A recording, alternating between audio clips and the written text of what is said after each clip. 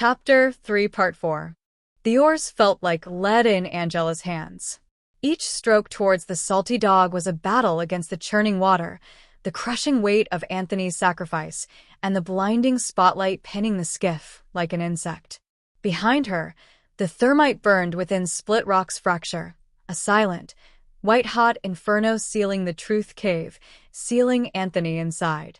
Smoke, thick and acrid, billowed from the cleft, merging with the pre-dawn gloom. "Angela! Megan! Hurry!" Russo's roar cut through the cutter's amplified demands. He stood defiantly at the salty dog's stern, one hand on the wheel, the other holding a massive, rusted boat hooked like a spear. Bullets spanged off the trawler's steel hull as the cutter closed the distance. Not warning shots. Aimed. Suppressive fire. The Coast Guard ruse was over. This was an execution squad. Angela and Megan scrambled aboard, collapsing onto the wet deck. Angela clutched the waterproof bag containing dose 0, her eyes fixed on the smoke-choked fracture. "Anthony's in there." He sealed it with thermite. Russo's face hardened. He slammed the throttle forward. The salty dog's engines bellowed, churning the water as it surged away from the rock, putting its bulk between the skiff and the cutter's guns. "Can't help him if we're sunk."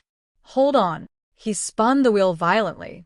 The trawler heeled over, its broad stern swinging towards the faster cutter's bow, a risky maneuver to force a collision or disrupt their aim.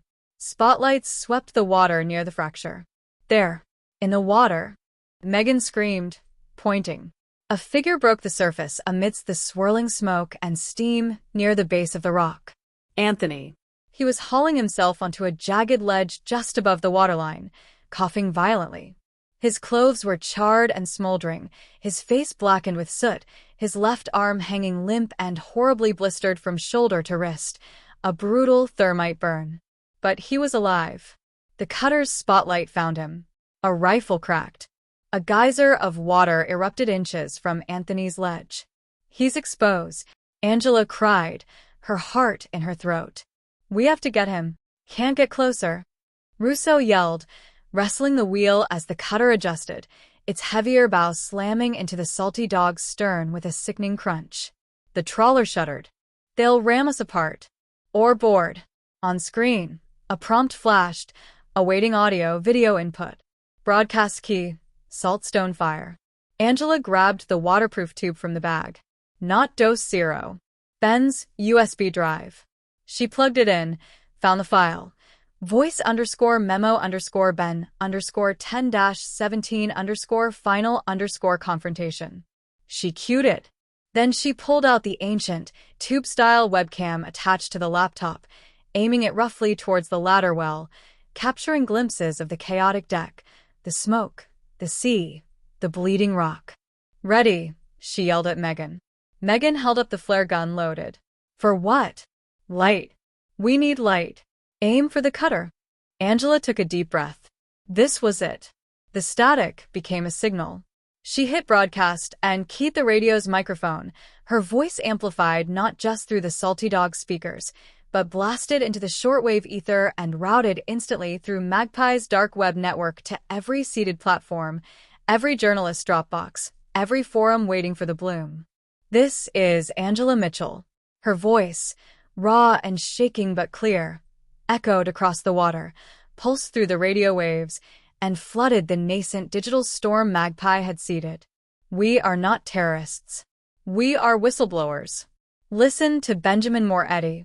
Listen to the truth Eleanor Moretti murdered to hide." She hit play on Ben's final recording. His voice, strained, terrified, yet filled with undeniable conviction, filled the trawler, crackled over the radio, and exploded across the digital landscape. She's not just skimming money. She's swapping the trial drug for placebo in over half the harbor's end participants. People with heart failure. People trusting the free clinic. She could be killing them. For what? Why? Because the real Vitalix trial was failing. Catastrophically. Adverse effects. Lawsuits looming. But Eleanor had invested heavily. Personal reputation tied to it. She created a control group within the trial. Harbor's End became her lab rats.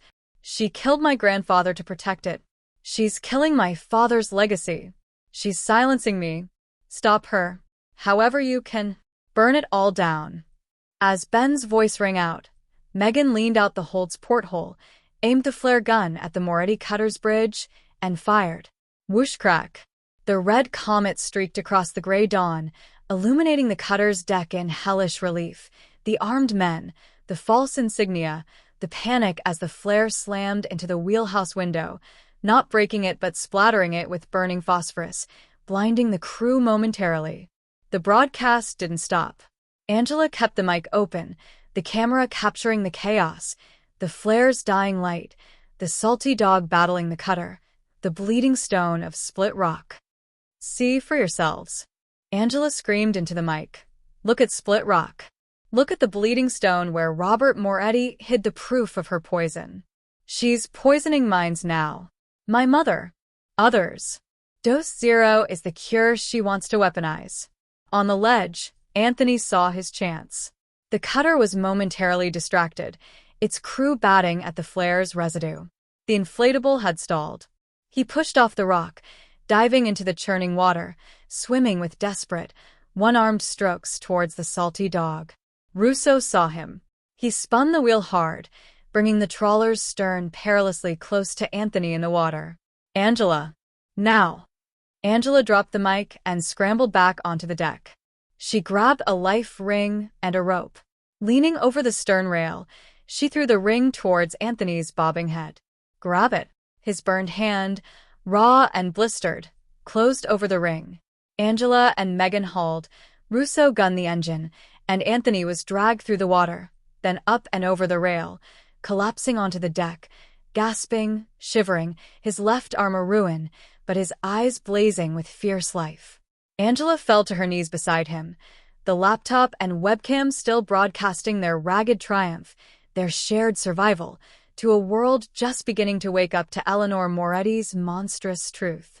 The static wasn't just a symptom anymore, it was a signal fire they'd ignited. And the world was watching it burn. Anthony huddled on the ledge, a wounded animal against the bleeding stone. The cutter was turning its attention fully towards him, a smaller inflatable already deploying from its side, armed men ready to finish the job. Angela looked from Anthony, fighting for breath on the rock, to the waterproof bag at her feet. Dose Zero pulsed faintly within. Robert's words echoed. The static whispers the path. Ben's voice on the recording. Burn it all down. She didn't have a weapon. She had a truth too loud to ignore. Megan. Angela grabbed her friend's arm. The flare gun. Russo's toolkit. Robert's old radio gear. Is it still aboard? Megan's eyes widened with understanding. The ham radio shack. Down in the hold. Robert used it to talk to researchers. Russo kept it. She scrambled towards a hatch.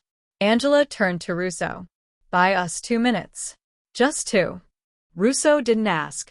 He slammed the trawler into reverse, gears shrieking, backing hard into the cutter's path again, forcing it to veer and buying precious seconds of chaos.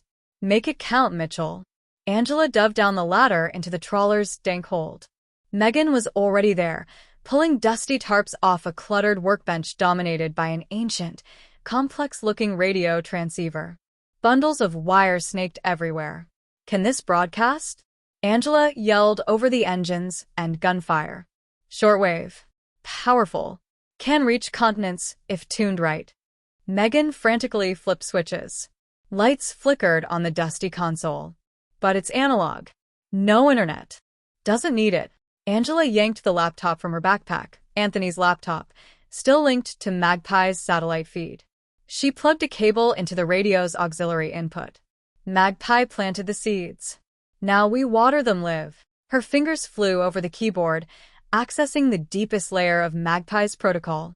She initiated Operation Dandelion Bloom, the emergency live stream override.